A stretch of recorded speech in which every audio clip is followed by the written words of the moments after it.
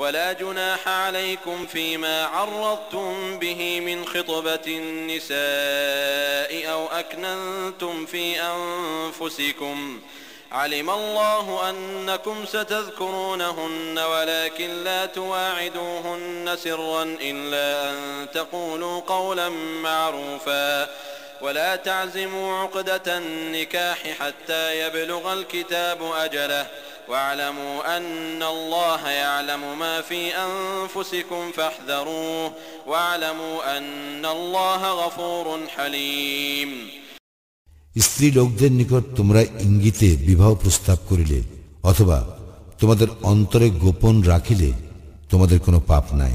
আল্লাহ জানেন যে তোমরা তাহাদের সম্বন্ধে অবশ্যই আলোচনা করিবে, কিন্তু বিধিমত কথাবার্তা ব্যতীত গোপনে তাহাদের নিকট কোনো অঙ্গীকার করিও না। নির্দিষ্ট কাল পূর্ণ না হওয়া পর্যন্ত বিবাহ কার্য সম্পন্ন করার সংকল্প করিও না, এবং জানিয়া রাখো নিশ্চয়ই আল্লাহ তোমাদের মনোভাব জানেন। সুতরাং তাহাকে ভয় করো এবং জানিয়া রাখো নিশ্চয়ই আল্লাহ ক্ষমাপরায়ণ, পরম সহনশীল। لا جناح عليكم إن طلقتم النساء ما لم تمسوهن أو تفرضوا لهن فريضة ومتعوهن على الموسع قدره وعلى المقتر قدره متاعا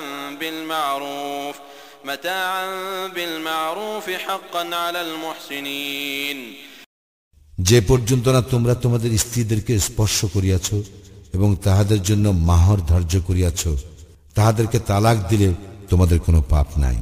তোমরা তাহাদের সংস্থানের ব্যবস্থা করিও, সচ্ছল তাহার সাধ্যমতো এবং অসচ্ছল তার সামর্থ্য অনুযায়ী বিধিমতো খরচপত্রের ব্যবস্থা করিবে। ইহা নেককার লোকদের কর্তব্য।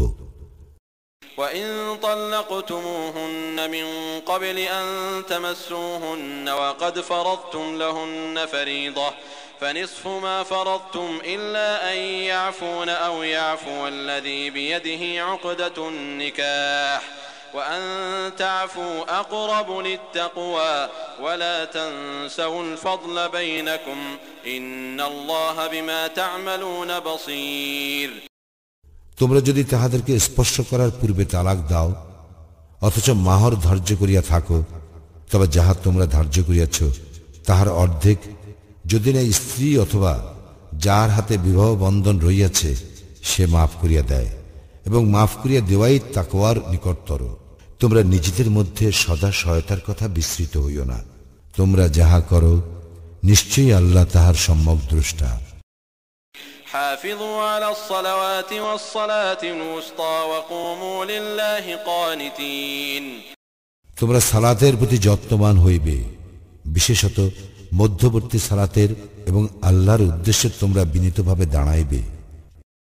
فإن خفتم فرجالا أو ركبانا فإذا أمنتم فاذكروا الله كما علمكم ما لم تكونوا تعلمون যদি তোমরা আশঙ্কা করো তবে পদচারী অথবা আরোহী অবস্থায় সালাত আদায় করিবে, আর যখন তোমরা নিরাপদ বোধ করো তখন আল্লাহকে স্মরণ করিবে, যেভাবে তিনি তোমাদেরকে শিক্ষা দিয়েছেন, যাহা তোমরা জানিতে না।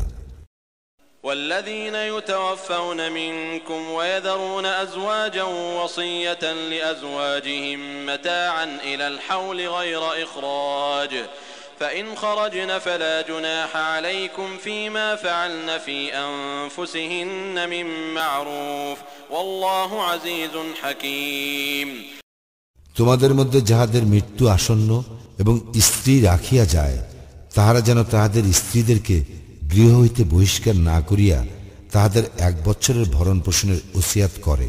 কিন্তু যদি তাহারা বাহির হইয়া যায় তবে বিধিমত নিজেদের জন্য তাহারা যা করিবে তাহাতে তোমাদের কোনো গুনাহ নাই। আল্লাহ পরাক্রমশালী, প্রজ্ঞাময়। وللمطلقات متاع بالمعروف حقا على المتقين তালাক প্রাপ্তা নারীদেরকে যথারীতি ভরণ পোষণ করা মুত্তাকীদের কর্তব্য। كذلك يبين الله لكم آياته لعلكم تعقلون এইভাবে আল্লাহ তাহার বিধান স্পষ্টভাবে বর্ণনা করেন যাহাতে তোমরা বুঝিতে পারো। ألم تر إلى الذين خرجوا من ديارهم وهم ألوف حذر الموت فقال لهم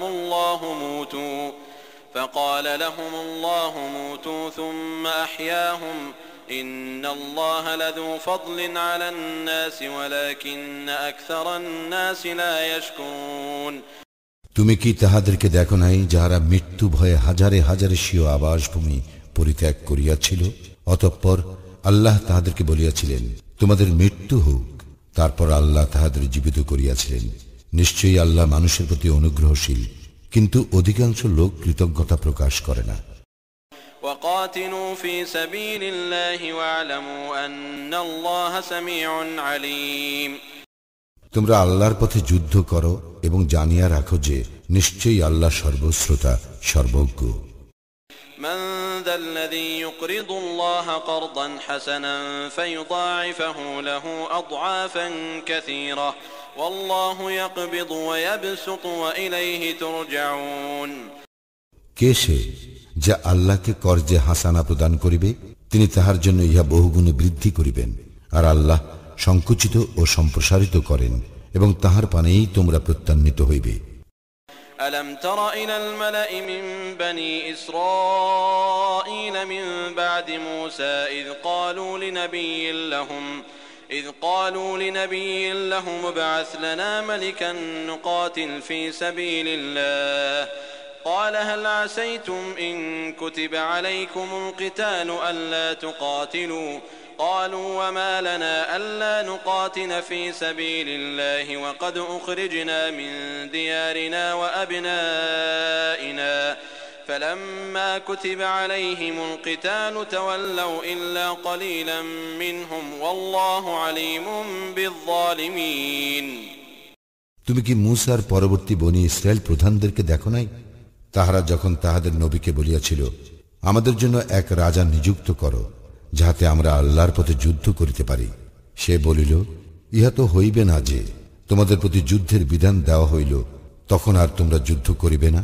তাহারা বলিল আমরা যখন স্ব স্ব আবাসভূমি ও স্বীয় সন্তান সন্ততি হইতে বহিষ্কৃত হইয়াছি তখন আল্লাহর পথে কেন যুদ্ধ করিব না?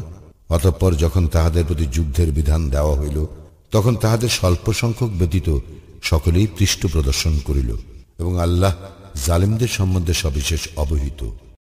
وقال لهم نبيهم إن الله قد بعث لكم طالوت ملكا قالوا أنى يكون له الملك علينا ونحن أحق بالملك منه ولم يؤت سعة من المال قال إن الله اصطفاه عليكم وزاده بسطة في العلم والجسم والله يؤتي ملكه من يشاء والله واسع عليم আর তাহাদের নবী তাহাদের বলিয়াছিল আল্লাহ অবশ্যই তালুতকে তোমাদের রাজা করিয়াছেন।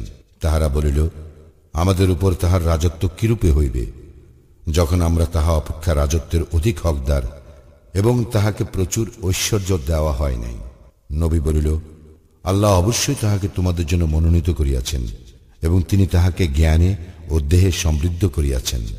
আল্লাহ যাহাকে ইচ্ছা স্বীয় রাজত্ব দান করেন, আল্লাহ প্রাচুর্যময় প্রজ্ঞাময়। وقال لهم نبيهم إن آية ملكه أن يأتيكم التابوت فيه سكينة من ربكم وبقية مما ترك آل موسى وآل هارون تحمله الملائكة إن في ذلك لآية لكم إن كنتم مؤمنين আর তাহাদের নবী তাহাদের বলিয়াছিল তাহার রাজত্বের নিদর্শন এই যে তোমাদের নিকট সেই তাবুত আসিবে যাহাতে তোমাদের প্রতিপালকের নিকট হইতে চিত্ত প্রশান্তি এবং মূসা ও হারুন বংশীয়গণ যাহা পরিত্যাগ করিয়াছে তাহার অবশিষ্টাংশ থাকিবে। ফেরেশতাগণ ইহা বহন করিয়া আনিবে। তোমরা যদি মুমিন হও তবে অবশ্যই তোমাদের জন্য ইহাতে নিদর্শন আছে।